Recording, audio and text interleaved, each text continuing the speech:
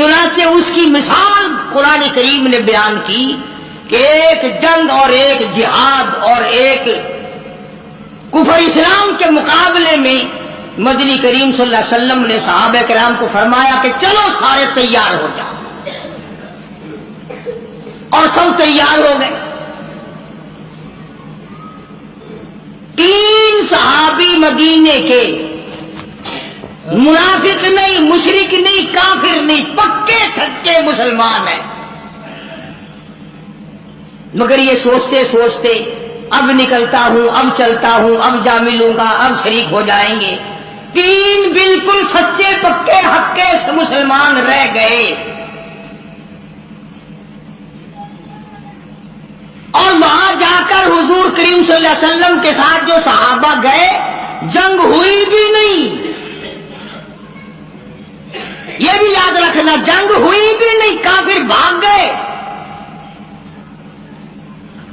مگر سرکار مدینہ صلی اللہ علیہ وسلم نے سارے صحابہ کو چیک فرمایا کون کون آئے ہیں۔ چونکہ کھجوروں کے پکنے کا زمانہ تھا، سال بھر کی خوراک کا اسی پہ انحصار تھا، مدینے پاک میں کھجور ہی تو تھی، وہی پکی ہوئی تھی۔ بھئی اگر کئی ہزار کئی 100 مسلمان گیا اور 3 نہ گئے تو کیا ہو گیا؟ جبکہ لڑائی ہوئی بھی نہیں، جنگ ہوا بھی نہیں، کافر پہلے بھاگ گئے۔ مگر مدنی کریم صلی اللہ تعالی علیہ وسلم نے مدینے پاک میں واپسی میں تشریف لا کر تینوں کو بلا لیا۔ ہلال بن امیہ، مرارہ بن ربیع، کعب بن مالک رضی اللہ تعالی عنہم اجمعین، تینوں اللہ والوں کو بلا لیا، تینوں صحابہ کو طلب کر لیا، تینوں مسلمانوں کو بلا کے فرمایا تمہیں کس چیز نے روکا، تم کیوں پیچھے رہ گئے؟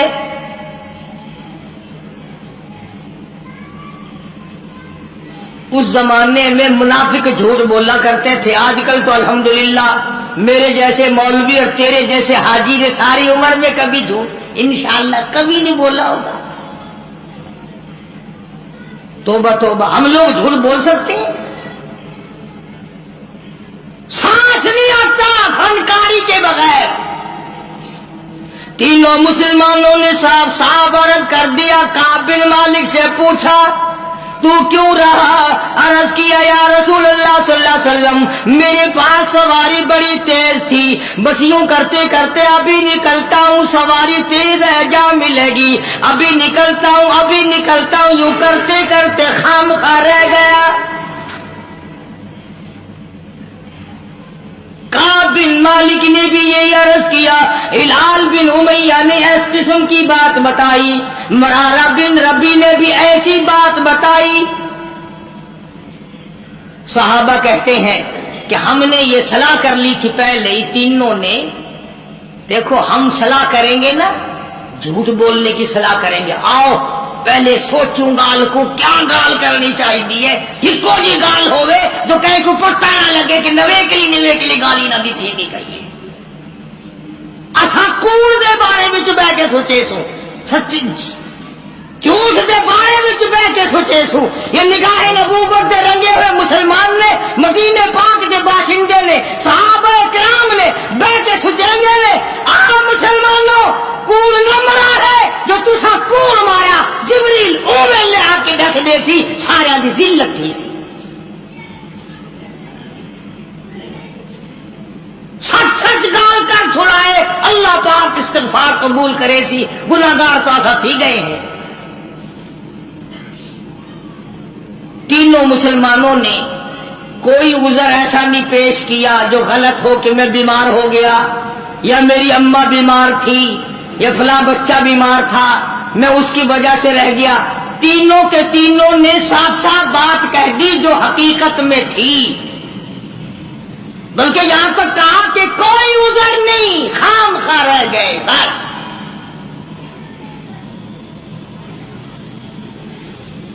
اب حضور کریم صلی اللہ علیہ وسلم کو ہماری عقل کے مطابق ایک بات کہتا ہوں، توبہ توبہ، ویسے ہی हुजूर को चाहिए था कि देखना भाई, आइंदा ख्याल रखना, इस मर्तबा तो जंग नहीं हुआ, और अगर जंग हो जाता तो आदमियों की जरूरत पड़ती, आइंदा ख्याल करना। जहां फक्र और फाका था वहां बादशाहत भी थी। फरमाया ओ मदीने के मुसलमानों, इन तीनों आदमियों से आज के बाद कोई कलाम ना करे, आज के बाद कोई लेना देना ना करे, कोई मेल मिलाप ना करे, कोई गुफ्तगू ना करे।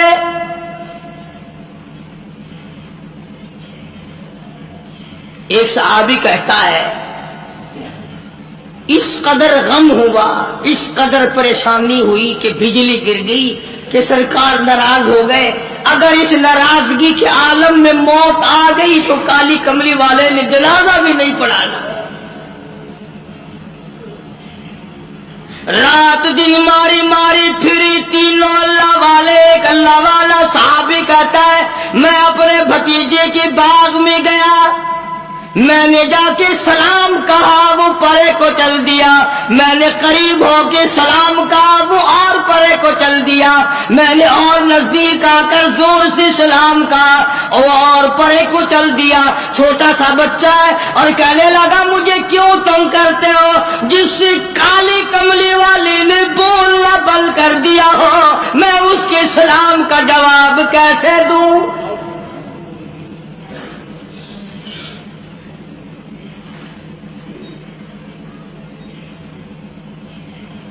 बीवियों ने खाना पकाकर देना बंद कर दिया। एक सहाबी ने अपनी बीवी से कहा, पानी दे। कहने लगी, जब तक काली कमली वाला माफी न दे दे, मैं अपने हाथ से तुझे घूंट पानी का नहीं दे सकती। एक सहाबी ने अपनी बेटी से कहा, बेटी मुझे रोटी ला दे। कहने लगी, अब्बा सरकार नाराज हो, बेटी कैसे रोटी पका के दे? यूं ही तो नहीं मकाम बने, यूं ही तो दर्जे नहीं बुलंद हुए, यूं ही तो आज़मतें नहीं मिली, यूं ही तो दुनिया में जन्नत के टिकट अता नहीं हुए, यूं ही तो खुदा ने इनको नहीं फरमाया तुम आओगे, मैं खुदा जन्नतुल फिरदौस के 8 दरवाजे खोले हुए तुम्हारा इंतजार कर रहा हूं। सख्ती भी इन पे इतनी आई, रो रो के मर गए तीनों सहाबा।